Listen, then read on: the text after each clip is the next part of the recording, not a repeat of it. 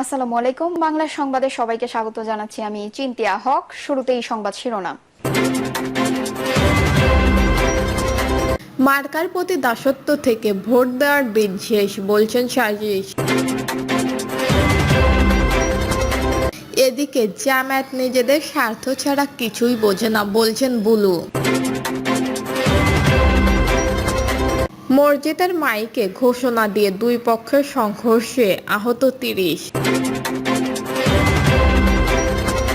জানাবো বাংলাদেশের পাট পণ্য রপ্তানিতে নতুন বিধিনিষেধ ভারতের। এবং সর্বশেষ জানাবো ১৫ টাকা কেজি দরে ৫৫ লাখ পরিবারকে চাল দেওয়া হবে, বলছেন খাদ্য উপদেষ্টা। শুনছিলেন সংবাদ শিরোনাম, এবারে বিস্তারিত। মার্কার প্রতি দাসত্ব থেকে ভোট দেওয়ার দিন শেষ, বলছেন সাজিশ। জাতীয় নাগরিক পার্টির উত্তরাঞ্চলের মুখ্য সংগঠন সাজিস আলম বলেছেন, দলকানা আর মার্কার প্রতি দাসত্ব থেকে ভোট দেওয়ার দিন শেষ। সোমবার রাতে নিজের ভেরিফাইড ফেসবুক আইডিতে এক পোস্টে এমন মন্তব্য করেন তিনি। ফেসবুক পোস্টে তিনি আরও লিখেছেন, জনগণের প্রতি কথা, কাজ আর কমিটমেন্টের ওপরেই চলবে আগামীর ভোটের বাংলাদেশ। এদিকে জোটগতভাবে নির্বাচন করলেও প্রার্থীকে নিজ দলীয় প্রতীকেই ভোট করার বিধান যুক্ত করা হয়েছে গণপ্রতিনিধিত্ব আদেশে। এছাড়াও আইনশৃঙ্খলা বাহিনীর সংজ্ঞায় স্বতন্ত্র বাহিনীকে যুক্ত করা হয়েছে এবং ইভিএম ব্যবহার সংক্রান্ত বিধান বিলোপ করা হয়েছে। আজ আরপিও নিয়ে সংস্কার প্রস্তাব চূড়ান্ত করার বৈঠকে এইসব সিদ্ধান্ত হয়। সকালে নির্বাচন ভবনে প্রধান নির্বাচন কমিশনার এম নাসির উদ্দিনের সভাপতিত্বে এই বৈঠক হয়। পরে সন্ধ্যায় ইসির সিদ্ধান্ত তুলে ধরেন নির্বাচন কমিশনার আব্দুল ফজল মোহাম্মদ সানাউল্লাহ। তিনি জানান, সবখানে না ভোট নয়, একক প্রার্থী হলে না ভোট থাকবে, জোট হলেও নিজ দলের প্রতীকেই ভোট করতে হবে। আইন প্রয়োগকারী সংস্থা স্বতন্ত্র বাহিনীকে যুক্ত করা হয়েছে। এতে কমিশন অন্যান্য বাহিনীর মতোই সেনা, নৌ, বিমান বাহিনীর সদস্যদের আইন শৃঙ্খলায় নামাতে পারবে। জামায়াত নিজেদের স্বার্থ ছাড়া কিছুই বোঝে না, বলছেন বুলু। বিএনপির ভাইস চেয়ারম্যান বরকতুল্লাহ বুলু অভিযোগ করেছেন, জামায়াত ইসলামী কেবল নিজেদের স্বার্থের কথাই বোঝে। তিনি বলেন, ১৯৯৬ সালে বাংলাদেশের তত্ত্বাবধায়ক সরকার প্রতিষ্ঠার দাবিতে জামায়াত আওয়ামী লীগের সঙ্গে যৌথ আন্দোলন করেছিল এবং পরে ঐক্যবদ্ধ হয়ে সরকারও গঠন করেছিল। খালেদা জিয়া বাংলাদেশের সর্বপ্রথম তত্ত্বাবধায়ক সরকার গঠন করেছিল। অথচ এখন সেই জামায়াত দেশে পিআর পদ্ধতিতে নির্বাচন দাবি করে, যা দেশের জনগণের কাছে অপরিচিত। বুলু বলেন, জুলাই গণঅভ্যুত্থানে ছাত্র জনতা, বিএনপি ও অন্যান্য রাজনৈতিক দল, কৃষক, শ্রমিক ঐক্যবদ্ধভাবে আন্দোলনের মাধ্যমে স্বৈরাচারী শেখ হাসিনা সরকারের বিদায় দেওয়া হয়েছে। তিনি না গেলে দেশে দমন পীড়ন, জুলুম আরও ভয়াবহ হতো। এখন আমরা তুলনামূলক ভালো অবস্থানে আছি। তিনি আরও বলেন, বিএনপির ভারপ্রাপ্ত চেয়ারম্যান তারেক রহমান ৩১ দফা সংস্কারের প্রস্তাব দিয়েছেন, যার মধ্যে দেশের সার্বিক রাজনৈতিক ও প্রশাসনিক কাঠামো সংস্কারের রূপরেখা রয়েছে। ২০২২ সালে ৪২টি রাজনৈতিক দলের সঙ্গে আলোচনা করে এই ৩১ দফা তৈরি করা হয়েছে।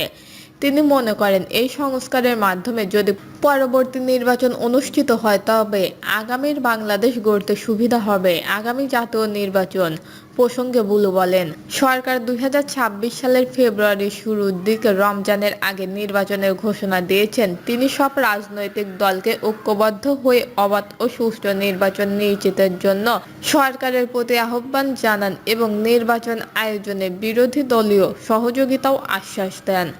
সভায় ওবায়দুর রহমান শাহীন সাংবাদিকদের সুরক্ষায় বিশেষ আইন প্রণয়নের দাবি করেন। তিনি বলেন, কোনো সাংবাদিকের ওপর হামলার ঘটনা বিচার বিভাগীয় তদন্তের মাধ্যমে কঠোর শাস্তি নিশ্চিত করতে হবে।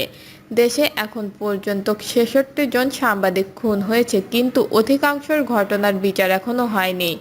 ঢাকা সাংবাদিক ইউনিয়নের সাধারণ সম্পাদক খুরশিদ আলম বলেন, গাজীপুরের সাংবাদিক তুহিনকে কেবল একটি ভিডিও ধারণের কারণে নির্মমভাবে হত্যা করা হয়েছে। সাংবাদিকরা সবচেয়ে বেশি নির্যাতন ও অবহেলার শিকার হচ্ছে, অথচ অনুষ্ঠান ও ঘটনার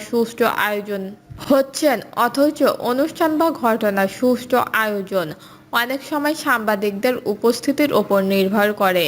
তিনি সাংবাদিকদের ওপর এই ধরনের নির্যাতনের তীব্র নিন্দা জানান।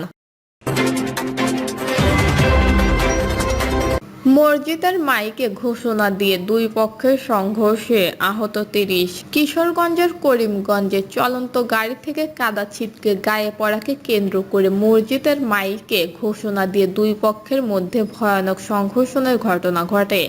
এই ঘটনায় অন্তত ৩০ জন মানুষ আহত হয়। সোমবার সকালে করিমগঞ্জের কিরাটন ইউনিয়নের গৌরারগোপ গ্রামে এই সংঘর্ষের ঘটনা ঘটে। জানা গেছে, শনিবার বিকেলে গাড়ি থেকে উপজেলার গাবতলী বাজারের দিকে যাচ্ছিলেন তানজুল ইসলাম নামে এক ব্যক্তি। এই সময় বিপরীত দিক থেকে মোটরসাইকেল যোগে যাচ্ছিল পাশের গ্রামের মাসুদ মিয়া নামের অপর এক যুবক।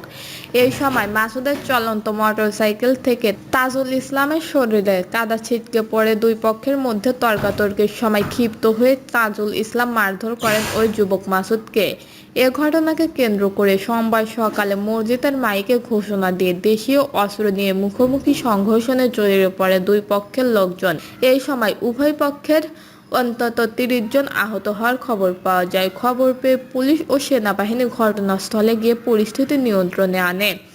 বর্তমানে পরিস্থিতি স্বাভাবিক রয়েছে। আহতরা করিমগঞ্জ উপজেলা স্বাস্থ্য কমপ্লেক্সে চিকিৎসা নিচ্ছেন।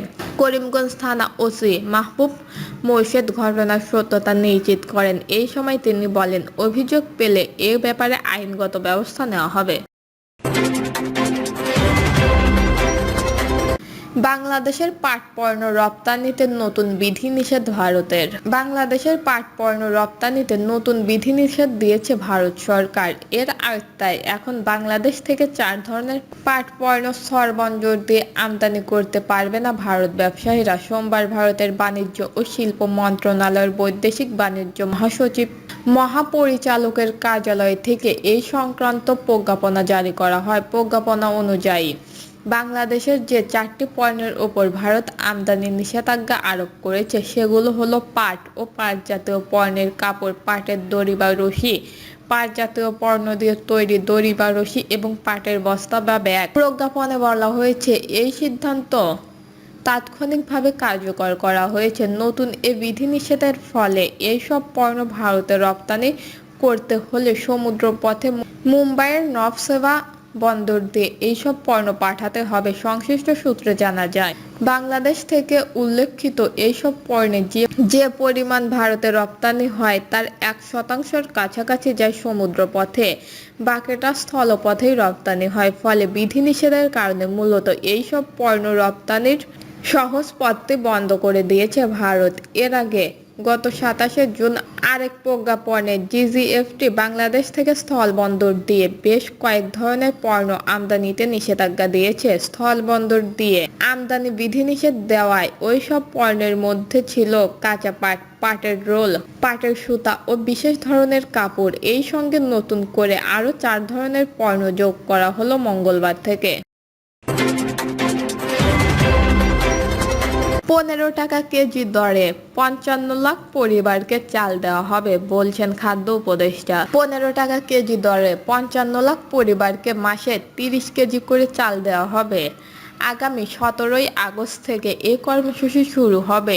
এই বছর উপকারভোগীর সংখ্যা ৫ লাখ বৃদ্ধি করে মোট ৫৫ লাখ পরিবারকে খাদ্য বাস্তব কর্মসূচির আওতায় মাসে ৩০ কেজি করে চাল দেওয়া হবে ১৫ টাকা কেজি দরে। সোমবার দুপুরে মানিকগঞ্জ জেলা সার্কিট হাউস জেলা প্রশাসন ও খাদ্য অধিদপ্তরের স্থানীয় কর্মকর্তাদের সঙ্গে মত বিনিময় সভায় এই তথ্য জানান খাদ্য উপদেষ্টা আলী ইমাম মজুমদার।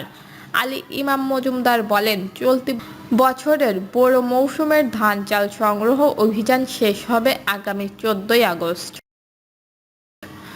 দর্শক, এই ছিল এখনকার সর্বশেষ নিউজটি ভালো লাগলে একটি লাইক দিন, কমেন্টে আপনার মতামত জানান এবং আমাদের পাশে থাকার জন্য বেল বাটনটি অন করে রাখুন। ধন্যবাদ।